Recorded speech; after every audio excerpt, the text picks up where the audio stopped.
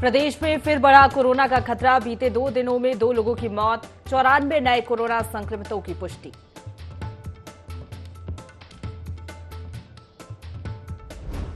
चारधाम यात्रा को लेकर मुख्यमंत्री पुष्कर सिंह धामी का बयान। कहा, यात्रा की गाइडलाइन पर पुनर्विचार करेगी सरकार। श्रद्धालुओं से कोरोना गाइडलाइन का पालन करने की अपील।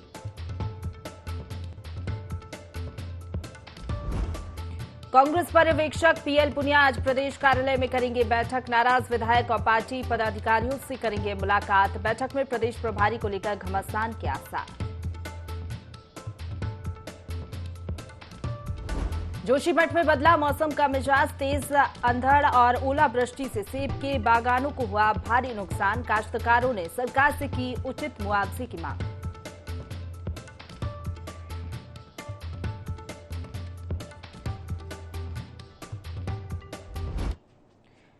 नमस्कार, देवभूमि लाइव देख रहे हैं आप। आपके साथ मैं हूं प्रशंसा। बुलेटिन की शुरुआत करेंगे हरिद्वार की खबर के साथ, जहां चारधाम यात्रा को लेकर सीएम धामी का बयान सामने आया है। 13 लाख श्रद्धालुओं ने यात्रा के लिए पंजीकरण कराया है। देश भर में कोरोना के मामले बढ़ने से यात्रा चुनौतीपूर्ण हो गई है।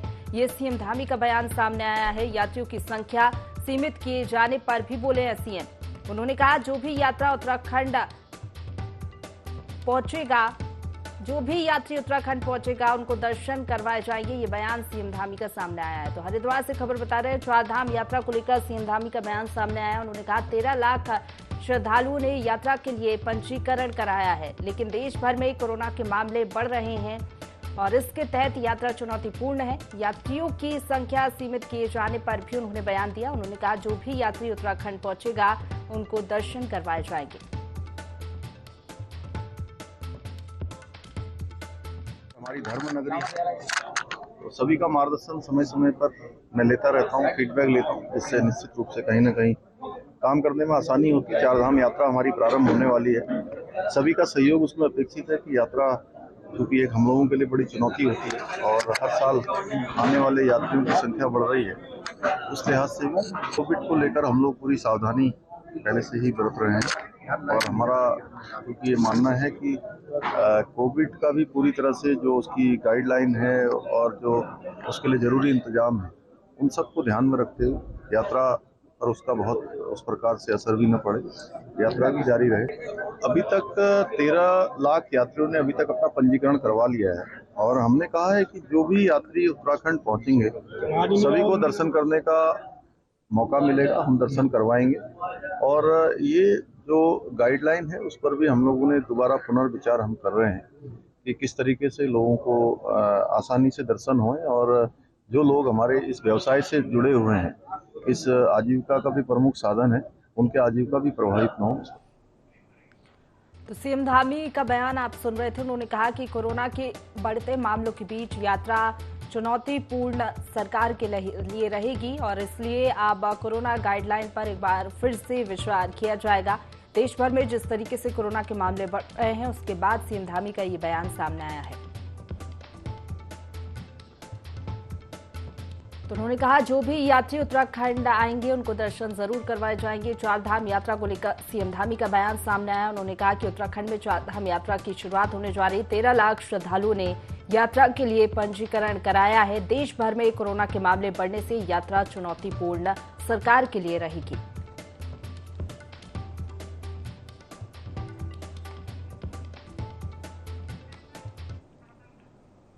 अब रुक करेंगे अगली खबर का, जहां मुख्यमंत्री पुष्कर सिंह धामी हरिद्वार पहुंचे। कनखल स्थित जगत गुरु आश्रम में जगत गुरु शंकराचार्य राजराजेश्वर आश्रम महाराज से मुलाकात कर आशीर्वाद लिया। मुख्यमंत्री पुष्कर सिंह धामी का कहना है कि हरिद्वार हमारी धर्म नगरी है और यहां पर आकर मैं सभी का मार्गदर्शन लेता हूं।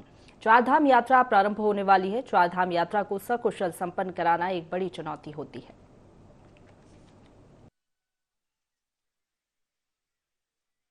हरिद्वार हमारी धर्म नगरी है, तो सभी का मार्गदर्शन समय समय पर मैं लेता रहता हूँ, फीडबैक लेता हूँ, जिससे निश्चित रूप से कहीं ना कहीं काम करने में आसानी होती है। चारधाम यात्रा हमारी प्रारंभ होने वाली है। सभी का सहयोग उसमें अपेक्षित है कि यात्रा, क्योंकि एक हम लोगों के लिए बड़ी चुनौती होती है और हर साल आने वाले यात्रियों की संख्या बढ़ रही है, उस लिहाज से भी कोविड को लेकर हम लोग पूरी सावधानी पहले से ही बरत रहे हैं। और हमारा क्योंकि ये मानना है कि कोविड का भी पूरी तरह से जो उसकी गाइडलाइन है और जो उसके लिए ज़रूरी इंतजाम है उन सबको ध्यान में रखते हुए यात्रा पर उसका बहुत उस प्रकार से असर भी न पड़े, यात्रा भी जारी रहे। अभी तक 13 लाख यात्रियों ने अभी तक अपना पंजीकरण करवा लिया है और हमने कहा है कि जो भी यात्री उत्तराखंड पहुंचेंगे सभी को दर्शन करने का मौका मिलेगा, हम दर्शन करवाएंगे। और ये जो गाइडलाइन है उस पर भी हम लोगों ने दोबारा पुनर्विचार हम कर रहे हैं कि किस तरीके से लोगों को आसानी से दर्शन होए और जो लोग हमारे इस व्यवसाय से जुड़े हुए हैं, इस आजीविका का भी प्रमुख साधन है, उनके आजीविका भी प्रभावित न हो इस पर। अब रुक करेंगे उत्तरकाशी का, जहां प्रदेश में सरकार और स्थानीय प्रशासन चार धाम यात्रा की व्यवस्थाओं में लगा हुआ है। उत्तरकाशी के गंगोत्री और यमुनोत्री धाम में बारिश के समय बिजली की समस्या बनी रहती है, जिसकी आपूर्ति करना काफी मुश्किल होता है। भूस्खलन और जोरदार हवाओं के चलते बिजली की समस्या रहती है। वहीं इस बार ऐसा नहीं होगा। ओरेडा के पावर प्लांट से दोनों धामों में बिजली की कोई कटौती नहीं होगी। ओरेडा के पावर प्लांट को आइसोलेशन व्यवस्था के रूप में चलाया जाएगा। यूपीसीएल के अधिशासी अभियंता मनोज गुसाई ने इसे अतिथि देवो भव से जोड़ते हुए कहा कि यात्रियों को बिजली से जुड़ी कोई परेशानी न हो, यह हमारी प्राथमिकता है। हमारे द्वारा हमारी जो विद्युत लाइनें हैं उनका हमने अनुरक्षण कार्य कर लिया है और जहाँ पर भी लो वोल्टेज की समस्या थी वहाँ पर ट्रांसफार्मर अतिरिक्त लगाए गए हैं और कई जगह पे क्षमता वृद्धि की गई है। गंगोत्री धाम में इस बार हमारे द्वारा वैकल्पिक व्यवस्था के लिए ओरेडा के पावर प्लांट से अलग से पृथक एक लाइन बनाई जा रही है, ताकि अगर इनकेस कभी लाइन में हमारे ब्रेकडाउन होता है तो हम ओरेडा के पावर हाउस से मंदिर और आसपास के क्षेत्र को विद्युत प्रदान कर सकें। सूबे के पहाड़ी इलाकों में अचानक मौसम ने करवट बदली है। चमोली जिले के जोशीमठ क्षेत्र के ऊपरी इलाकों में बर्फबारी हुई है, तो वहीं निचले इलाकों में खासकर सुनील, परसारी, ओली, मनोटी, मेरगा, बड़ागांव में तेज आंधी तूफान के साथ कुछ देर तक ओलावृष्टि हुई, जिसमें सेब बागानों को काफी नुकसान पहुंचा है। कई जगहों पर किसानों के बगीचों में बने पॉली हाउस के क्षतिग्रस्त होने और टीन शेड भी टूटने की खबरें हैं। कई बागानों में सेब के पेड़ टूट गए हैं। वहीं सेब काश्तकारों ने सेब की फसल के नुकसान की सूचना उद्यान विभाग को दी है।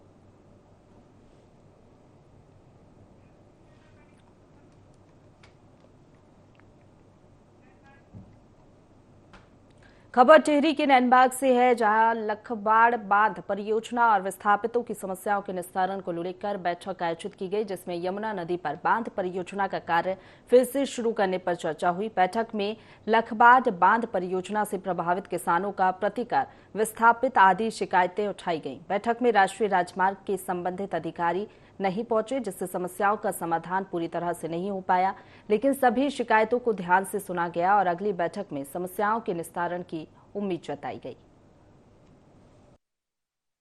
जमीनें जा रही है, जमीन डूब रही है या कोई गौशाला है और कुछ भी जो डूब रहा है उसका मुआवजा दिया जाए सबसे पहले। उसके बाद जो है निर्माण कार्य, डैम का निर्माण कार्य प्रारंभ किया जाए। हमारे नेशनल हाईवे वगैरह कुछ डूब रहे हैं और उससे कनेक्टिविटी काफ़ी एकदम प्रभावित हो जाएगी।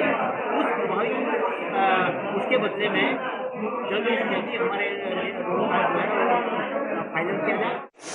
लखवाड़ बांध से जो क्षेत्र डूब में आ रहा है उसी कुछ किलोमीटर की सड़कें डूब जाने की संभावना है। यद्यपि सड़कें 8-10 साल के बाद बनेगी, परियोजना को स्वीकृत होने में टाइम लगेगा।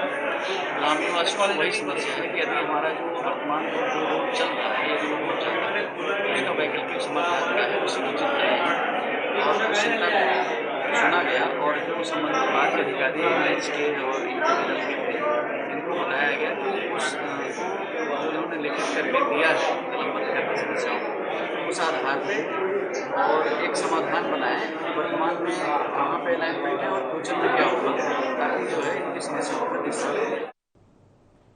आगे बढ़ेंगे। चंपावत के मछिया क्षेत्र से घटना सामने आई है, जहां हाई स्कूल में पढ़ने वाले एक छात्र की नदी में डूबने से मौत हो गई। जानकारी के मुताबिक छात्र अपने दोस्तों के साथ शीला देवी मंदिर के पास लधिया नदी में नहा रहा था और नहाना के दौरान अचानक छात्र नदी में डूब गया।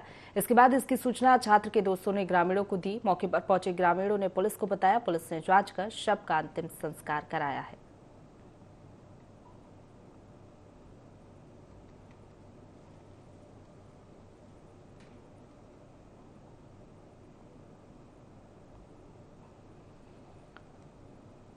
तो नदी में डूबने से नाबालिग की मौत हो गई है। परिजनों में शोक की लहर है। चंपावत से ये खबर सामने आई है, जहां पर नहाने के दौरान नाबालिग की नदी में डूबने से मौत हो गई है।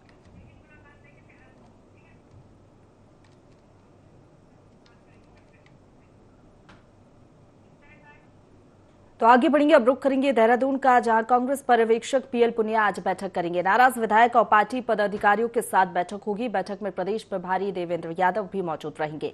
पूर्व प्रदेश अध्यक्ष प्रीतम सिंह भी पुनिया से मुलाकात करेंगे। प्रीतम सिंह ने प्रदेश प्रभारी की कार्यप्रणाली पर आपको बता दें कि सवाल उठाए थे और अब ये महत्वपूर्ण बैठक होने जा रही है। कांग्रेस पर्यवेक्षक पीएल पुनिया आज बैठक करेंगे।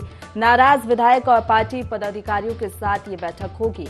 बैठक में प्रदेश प्रभारी देवेंद्र यादव भी मौजूद रहेंगे। साथ ही साथ आपको बता दें, पूर्व प्रदेश अध्यक्ष प्रीतम सिंह भी पुनिया से मुलाकात करेंगे। प्रीतम सिंह ने आपको बता दें प्रदेश प्रभारी की कार्यप्रणाली पर सवाल उठाए थे। इसके बाद से ही जो दौर चल रहा है कांग्रेस पार्टी में, उसी को लेकर अब ये बैठक रखी गई है। कांग्रेस पर्यवेक्षक पीएल पुनिया महत्वपूर्ण बैठक आज करेंगे। नाराज विधायक और पार्टी पदाधिकारियों के साथ ये बैठक होगी। बातचीत नाराज विधायकों से की जाएगी। बैठक में प्रदेश प्रभारी देवेंद्र यादव भी मौजूद रहेंगे। साथ ही साथ आपको बता दें कि पूर्व प्रदेश अध्यक्ष प्रीतम सिंह भी पुनिया से मुलाकात करेंगे।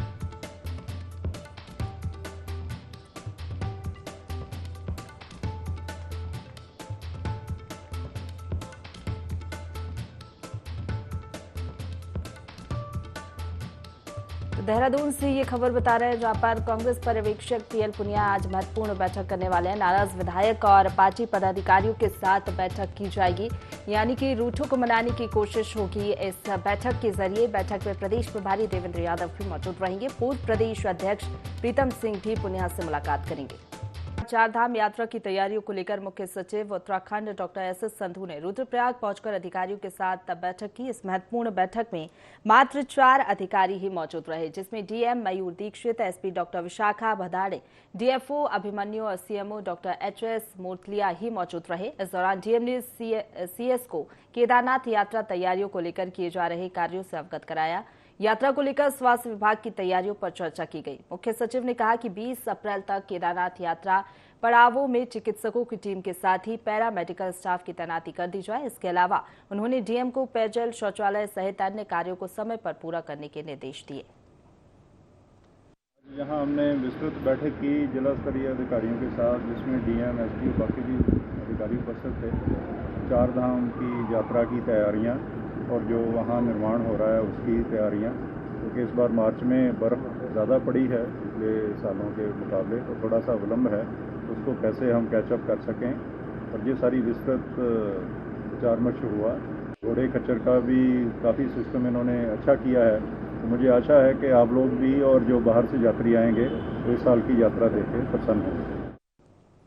आगे बढ़ेंगे, चारधाम यात्रा की तैयारियां जोरों पर चल रही हैं। यात्रा शुरू होने में कुछ ही दिनों का समय बचा हुआ है। ऐसे में एक के बाद एक अधिकारी चारधाम यात्रा की तैयारियों को लेकर लगातार निरीक्षण कर रहे हैं। यात्रा को सुगम और व्यवस्थित ढंग से संचालित करने के लिए प्रदेश के मुख्य सचिव डॉक्टर एसएस संधू 1 दिवसीय जनपद भ्रमण पर पहुंचे। यात्रा मार्ग और धाम में की जा रही तैयारियां, पुनर्निर्माण कार्यों, हवाई सर्वेक्षण का उन्होंने जायजा लिया। मुख्य सचिव ने स्थानीय होटल में यात्रा से जुड़े अधिकारियों के साथ बैठक भी की और सभी पुनर्निर्माण कार्यों को जल्द से जल्द पूरा कराने के निर्देश दिए। उनकी यात्रा की तैयारियां और जो वहाँ निर्माण हो रहा है उसकी तैयारियां, क्योंकि इस बार मार्च में बर्फ़ ज़्यादा पड़ी है पिछले सालों के मुकाबले, तो थोड़ा सा विलम्ब है, उसको कैसे हम कैचअप कर सकें, और ये सारी विस्तृत विचार विमर्श हुआ। और जो शासन स्तर पर निर्णयों की आवश्यकता है वो भी डीएम साहब ने बताया, तो वो हम निर्णय ले लेंगे। और मुझे खुशी है कि जिला स्तरीय जितनी भी टीम है उन्होंने काफ़ी मेहनत की है और तैयारियां पिछले साल से काफ़ी बेहतर हैं। घोड़े खच्चर का भी काफ़ी सिस्टम इन्होंने अच्छा किया है, तो मुझे आशा है कि आप लोग भी और जो बाहर से यात्री आएंगे तो इस साल की यात्रा देखें प्रसन्न। लोहाघाट में बोर्ड परीक्षा कॉपियों का मूल्यांकन शुरू हो गया है। मूल्यांकन केंद्र प्रभारी श्याम दत्त चौबे ने बताया कि बोर्ड परीक्षा कार्यों का मूल्यांकन शुरू हो गया है। बोर्ड परीक्षा कॉपियों की मूल्यांकन में चंपावत, पिथौरागढ़, अल्मोड़ा और उधम सिंह नगर से आए 135 शिक्षकों की ड्यूटी लगाई गई है। पहले सत्र में मूल्यांकन में लगे शिक्षकों को ब्रीफिंग करके मूल्यांकन के जरूरी निर्देश दिए गए हैं। दूसरे सत्र में बोर्ड परीक्षा कॉपियों का मूल्यांकन शुरू करवा दिया गया है। केंद्र प्रभारी ने आगे जानकारी देते हुए बताया कि मूल्यांकन कार्य 29 अप्रैल तक चलेगा। बता दें कि मूल्यांकन कार्य से पहले हुई ब्रीफिंग में शिक्षा विभाग का कोई भी जिला अधिकारी मौजूद नहीं रहा। हमारे बेनीराम पुनेठा राजकीय इंटर कॉलेज में आज से मूल्यांकन कार्य शुरू हो रहा है। तो इसमें लगभग हमारे 135 लगभग शिक्षकों की जो अंकेक्षक, पर्यवेक्षक और जो प्रधान परीक्षक के रूप में परीक्षकगण यहाँ पर आए हैं, उन सभी के द्वारा इंटरमीडिएट और हाई स्कूल का ये मूल्यांकन का कार्य किया जाना है। और जिसमें तमाम हमारी व्यवस्थाओं में इस विद्यालय का पूरा स्टाफ लगा हुआ है और पूरे जनपद से हमारे यहाँ जो शिक्षक अन्य जनपदों से भी यहाँ पहुंचे हैं, उनके लिए हर संभव हमने कोशिश की है कि आवास से लेकर तमाम व्यवस्थाएं यहाँ पर पूर्ण हो। और साथ ही एक बच्चे के साथ जो न्याय करने के लिए प्रशिक्षण को अनिवार्य कर दिया गया है, जिसमें कि बच्चे के द्वारा किए गए कार्यों का प्रतिफल उन्हें अच्छे ढंग से मिल पाए और भी पॉजिटिव के रूप में हमारे यहाँ मूल्यांकन किया जाएगा, जो कि स्टेप वाइज मूल्यांकन होगा। और उसके साथ ही इन परीक्षकों को इसलिए यहाँ पर पूर्व प्रशिक्षण, मूल्यांकन से पूर्व प्रशिक्षण का ये आज सत्र चला है। लोहाघाट के मीना बाजार चौराहे पर एक भीषण हादसा टल गया। दरअसल चंपावत तहसील के रजिस्ट्रार कानूनगो अपनी कार से हथरंगिया की ओर जा रहे थे। वे अचानक नियंत्रण खो बैठे और तेज रफ्तार कार एक दुकान से जा टकराई। गनीमत रही दुकान उस समय बंद थी, वरना भीषण हादसा हो सकता था। वहीं कार के एयरबैग खुलने से कानूनगो बाल बाल बच गए।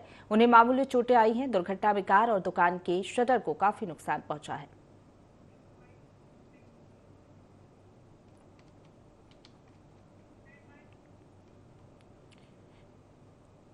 रुक करेंगे अगली खबर का, जहां लालकुआ पुलिस ने नशे के खिलाफ बड़ी कार्रवाई की है। बता के दें कि पुलिस ने अवैध मादक पदार्थ के साथ एक अभियुक्त को गिरफ्तार किया है। मामले का खुलासा करते हुए पुलिस क्षेत्र अधिकारी संगीता ने बताया कि पुलिस चेकिंग के दौरान संदिग्ध हल्द्वानी से आता दिखाई दिया, जिसको रोकने पर वह भागने का प्रयास करने लगा, लेकिन पुलिस ने तत्परता दिखाते हुए अभियुक्त को पकड़ लिया। वहीं तलाशी लेने पर उसके कब्जे से नशीले इंजेक्शन और सिरिंज बरामद की गई हैं। पुलिस ने अभियुक्त को गिरफ्तार कर न्यायालय में पेश किया है। लालकुआ द्वारा लगातार नशे के विरुद्ध अभियान चलाया जा रहा है और सघन चेकिंग की जा रही है। कल रात 14 तारीख को रात्रि की चेकिंग के समय एक संदिग्ध व्यक्ति जब हमारे क्षेत्र में आया और उसकी चेकिंग की गई तो पाया कि इसके पास 16 नशे के इंजेक्शन पाए गए और सिरिंज भी इसके पास से बरामद हुई है। यह व्यक्ति नाजिर रजा पुत्र साकिर रजा, यह इंदिरा नगर हल्द्वानी भूलपुरा क्षेत्र का पाया गया है और वहां से ये नशे के इंजेक्शन लाया था और इसके खिलाफ एनडीपीएस की धाराओं में उचित कार्रवाई की गई है, एफआईआर दर्ज की गई है तथा अभियुक्त को माननीय कोर्ट पेश किया जाएगा।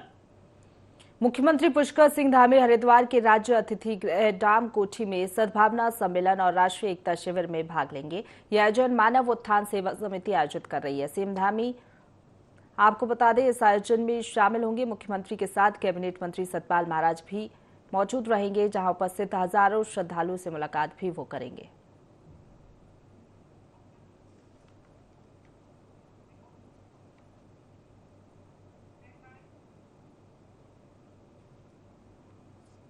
विकासनगर में बीएड संकाय के छात्र छात्रा अपनी विभिन्न मांगों को लेकर 6 अप्रैल से आमरण अनशन पर है। उनका कहना है कि जब तक मांगों पर विचार नहीं किया जाता तब तक अनशन जारी रहेगा।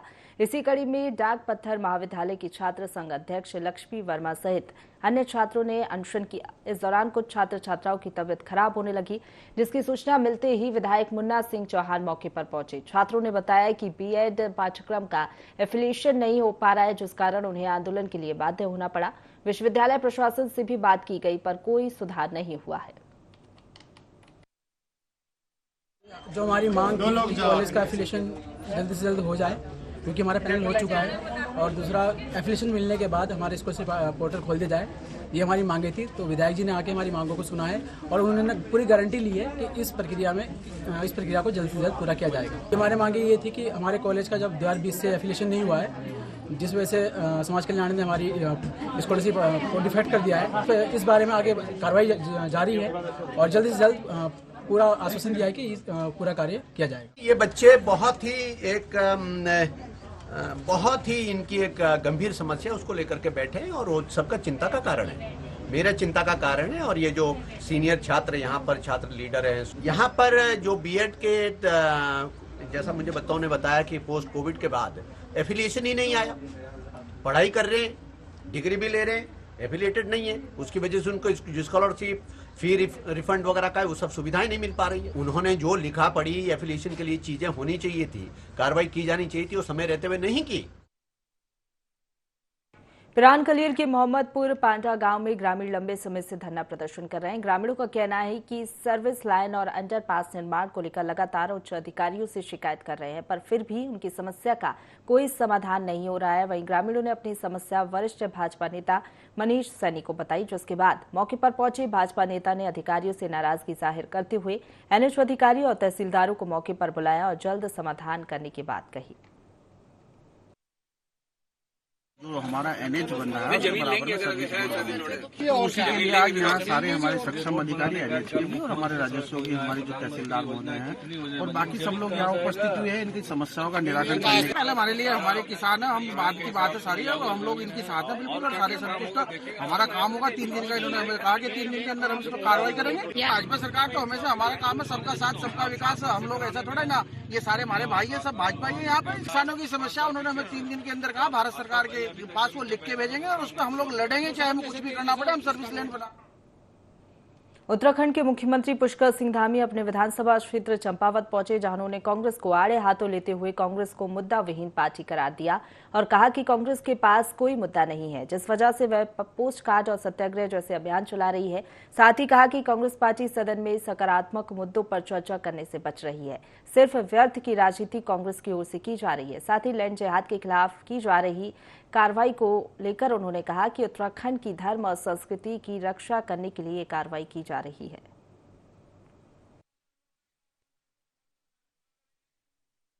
उनके पास कोई मुद्दा नहीं है। अभी क्या है कि वो लोग आज चर्चा से भी दूर जा रहे हैं। एक आज हमने जो लैंड जिहाद, जो कब्जेदारी है, जो एक प्रकार से मैं कहूँ कि एक बड़ा षड्यंत्र उत्तराखंड के अंदर चल रहा था, उस पर भी वो बैकआउट हो रहे हैं, ब्लैकआउट हो रहे हैं, कह रहे हैं हम चर्चा ही नहीं करेंगे, सकारात्मक चीजों में चर्चा नहीं करते, केवल राजनीति के लिए राजनीति कर रहे हैं। जबकि हमारा स्पष्ट रूप से कहना है कि हम जो भी निर्णय ले रहे हैं, जो भी हम काम कर रहे हैं, वो केवल और केवल उत्तराखंड राज्य के हित में ले रहे हैं, धर्म संस्कृति और अध्यात्म की सुरक्षा के लिए ले रहे हैं, उसका स्वरूप बना रहे उसके लिए ले रहे हैं। राजनीति से प्रेरित केवल वो लोग इस प्रकार के काम कर रहे हैं क्योंकि मुख्यमंत्री पुष्कर सिंह धामी ने देहरादून के कनक चौक में देश के पहले सीडीएस जनरल पद्म विभूषण विपिन रावत की प्रतिमा और स्मारक स्थल का लोकार्पण किया। इस दौरान मुख्यमंत्री ने कहा कि जनरल विपिन रावत की स्मृति को चिरस्थायी बनाए जाने के लिए प्रदेश की किसी बड़ी परियोजना का नाम उनके नाम पर रखा जाएगा। ये भव्य प्रतिमा और स्मारक स्थल जनरल विपिन रावत के शौर्य, अदम्य साहस और वीरता का स्मरण कराने के साथ ही युवाओं को प्रेरणा देने का कार्य करेगा। उत्तराखंड सैनिक बाहुल्य प्रदेश है और भारतीय सेना के गौरवमय इतिहास में उत्तराखंड के सैनिकों का विशिष्ट योगदान रहा है। तो मुख्यमंत्री पुष्कर सिंह धामी ने देहरादून के कनक चौक में देश के पहले सीडीएस जनरल विपिन रावत की प्रतिमा और स्मारक स्थल का लोकार्पण किया। इस दौरान मुख्यमंत्री ने कहा कि जनरल विपिन रावत की स्मृति को चिरस्थायी बनाने के लिए प्रदेश की किसी बड़ी परियोजना का नाम उनके नाम पर रखा जाएगा। इसी के साथ बुलेटिन में फिलहाल इतना ही। खबरों का सिलसिला लगातार जारी है, आप बने रहिए हमारे साथ।